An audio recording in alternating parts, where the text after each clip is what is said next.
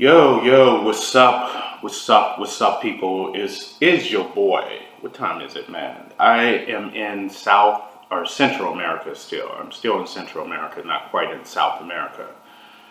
Making my way down there in a couple months. It's your boy Worldwide, also Ray Gold. Ray Gold, all you guys thought I started doing these videos when I was Angry Uber and Worldwide and all that. I didn't start when Worldwide and Angry Uber. I was doing videos as Ray Gold first, and then went back because I was considered the Gold King here in Central America. And then when I went back to Miami, I had to try to get back on track and do Uber, so I started doing those Angry Uber videos, and that's how I really built like subscribers. Not too many subscribers. I mean, people got like 1 million subscribers. Like, I think I did like 2 channels, and people just started watching the videos. But I started posting more about politics and economics and all kinds of stuff, man. I was posting about offshore investments, but that's not really what I wanted to talk about today. I wanted to kind of jump on this Kobe Bryant bandwagon before it was over. Now, last death of an entertainer or a famous person that I spoke about, you heard me speaking about Nipsey Hussle. I broadcasted that from London. I'm still down here in Central America right now. I'm not really going to say where I'm at, but I'm still in Central America. But the thing about the deaths of the black famous people, wealthy, elite, they always seem to have these tragic deaths, and they always seem to be doing something significantly for the community. Now, like I said, like any other athlete, I've always been a Laker fan. I mean, I'm not like a diehard sports Laker fan like I was when I was a teenager. I'm a grown man now. I don't watch sports like that anymore. When I was young, in college, high school, I used to follow the Lakers. It was like that was the greatest team ever when I was coming up. James Worthy. I'm old school. James Worthy, Kareem Abdul-Jabbar, Magic Johnson, AC Green. That whole lineup, man, was just dangerous back in the day. And I just grew up on that. But Kobe was more like when I was in my, I don't know, like later college days. So, I was growing up, but, I saw Kobe more like a younger generation. I grew up in the days of Michael Jordan and Kareem Abdul and Magic Johnson and AC Green and, all the, just the dominance, Patrick Ewing, just those eras, but Kobe, I wanted to say something about that right quick. You got to understand the numerology in sports. The numbers 23, 32, and 33 are always worn by the best players. Now, Jordan kind of took it further with the 44. He wore 23 and 44. 23 and 44 were Jordan's numbers. But predominantly, he's known for the 23.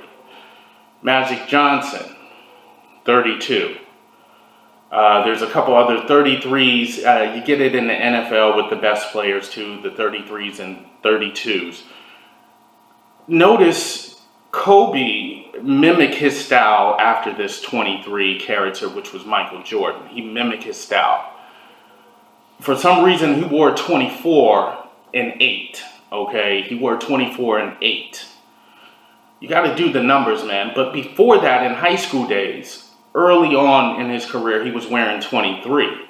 He was like the top player in that league, but he didn't quite dominate the NBA like he did, in his earlier days and all that. But he didn't quite, because he knew that there were still masters out there. You still have people like Berkeley, Jordan mainly. You can't cross certain people who wear those numbers 23 and 32 like Magic. You just can't outshine them. But as a younger 24 and 8 were his numbers. Back in the days, he was trying to mimic the 23, but in the league, you can't do that. You got to show respect for these numbers. 33 is reserved. 32 is reserved. 23 is reserved. But now, check this out. Your boy LeBron comes in, he sports the 23 now for the Lakers. This is the master number, man. This is the master number 23 for the fans. I know I'm rambling on, but I'm hoping people kind of feel what I'm saying. It's not, I can't think of all the players wearing this number, but you do the research. Basketball teams, 33, 32, 23. And then pops up Jordan, occasional 44, but 23, 33, 32. Okay, Kobe was wearing the 23 back in the day, but in the Lakers it was always 8 and 24. Those numbers, like I said, they reserved for the best. LeBron comes in, he's got 23 right off the bat. Now, I'm going to take it a bit further. Why in the world is it always on this tragic death? Okay, he goes to mass, he does mass first, and then decides to get into a chopper with inclement weather. I mean, the weather conditions were so bad that the county has grounded their aircraft. The county you live in grounded your aircraft and still permits you to fly. That, first of all, that's the county's fault if you want to ask me. If the county has grounded aircraft and still, oh well, if it's anything short of someone dying to get to a hospital for emergency operation or something, hey, that's the final say. No one flies. That's the thing. If the county is grounding their aircraft, why are you permitting someone to fly and their emergency is to be on time for a juvenile basketball game? That makes no sense. And what was so important about making this game that no one, these are adults here. This is Pilot. This is Kobe's an adult. There's parents on board. These people are saying, the witnesses on the ground are saying they couldn't even see in the fog on the street. They said the fog was thick as milk on the street. This is what the bystanders' words were, on the street. So imagine what the fog was. Geez, they said what, 2,300 feet? I don't know how high it was. It was pretty high.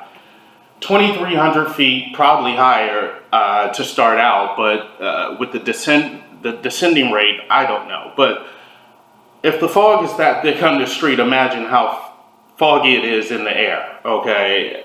Why wouldn't someone say, hey, call this thing off?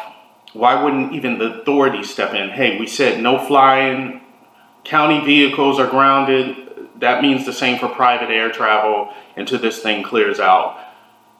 It's an emergency fog warning. Why wouldn't they say that? Why did they just say, oh, we're going to allow this man to get up in the air with 8 other people and endanger 8 other people's lives, including his own children and other people's children? And what was on the minds of these people that they followed that? Like they followed this man to their demise. I mean, if I was a person, and I don't care who he is, he could have been Jesus. I don't care. I'm not getting in that aircraft if the county authorities are saying it's unsafe to fly. I'm not getting in that aircraft if the county is sitting there grounding their vehicles. I mean, I'm just a person of common sense.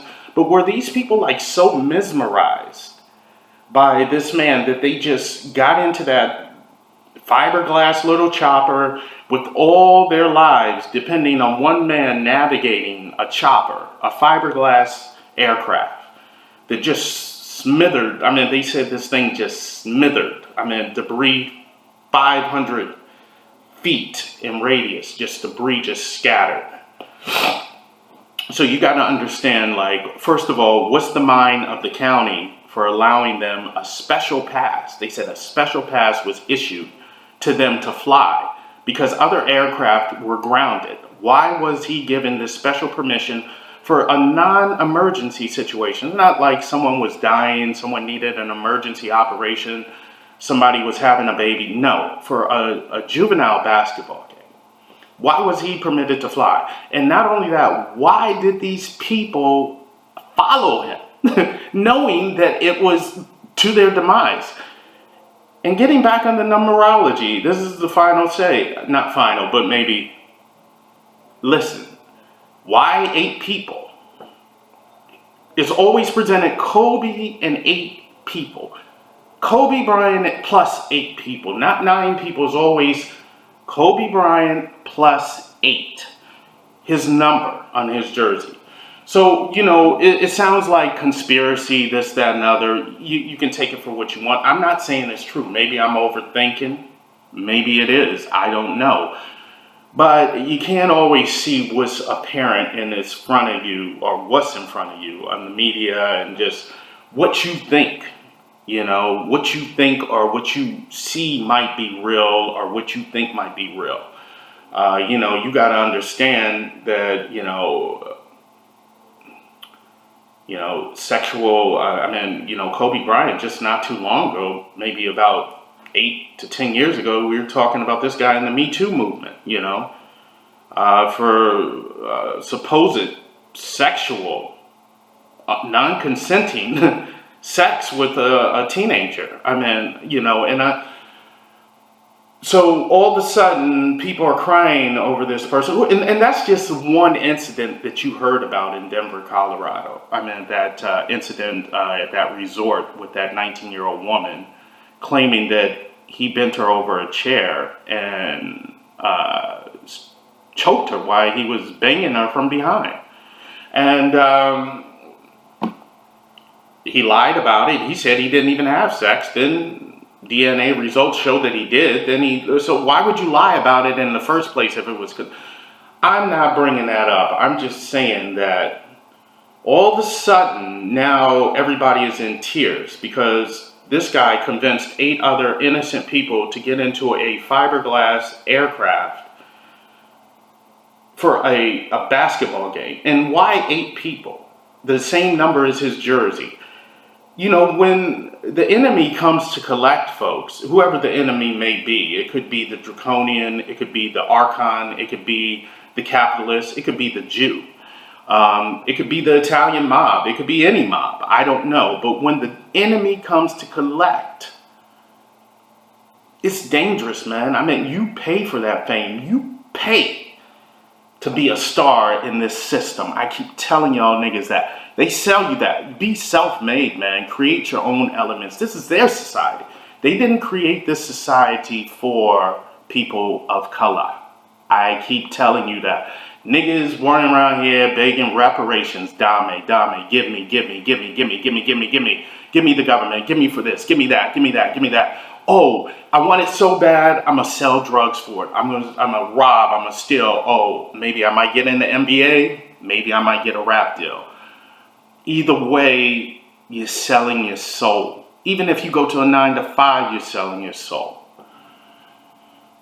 So you look at this like, oh man, Olympic champion, 5, MVP, Lakers, he's doing this, doing that. Right now, you're just a memory, Holmes. And that's what I'm saying, because when you take that deal, whether you're an athlete, whether you're an entertainer, whether you're a politician, when you take that deal from the devil, man, you sell from right there. If you're not self-made on this earth, you're not self-made. You're working for somebody. Hey, man, I'm going to put this video out, and I think, I put a lot of stuff out there. I just wanted it to die down. I wanted to see what everybody was saying about this first, and then I decided to say this. Maybe it's just a tragic accident, man. And I really feel sad for the children.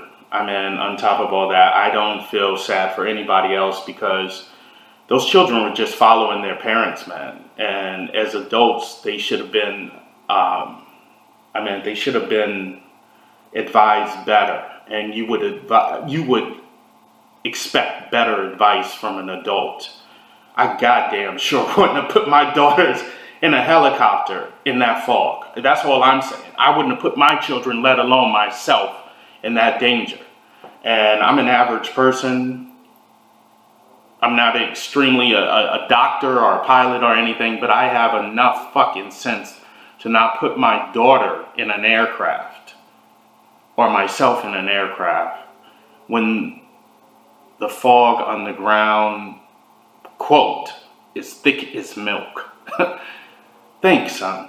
Hey, I'm out. one again, I always document my videos. I don't know. Once again, it's February 2nd, 2020. It's Sunday. Like I said, I'm broadcasting Central America once again, 6:25 a.m. So I'm about to be out. It's almost carnival down here. We're going to get ready. Y'all don't know about Latin carnival? Look it up. Peace.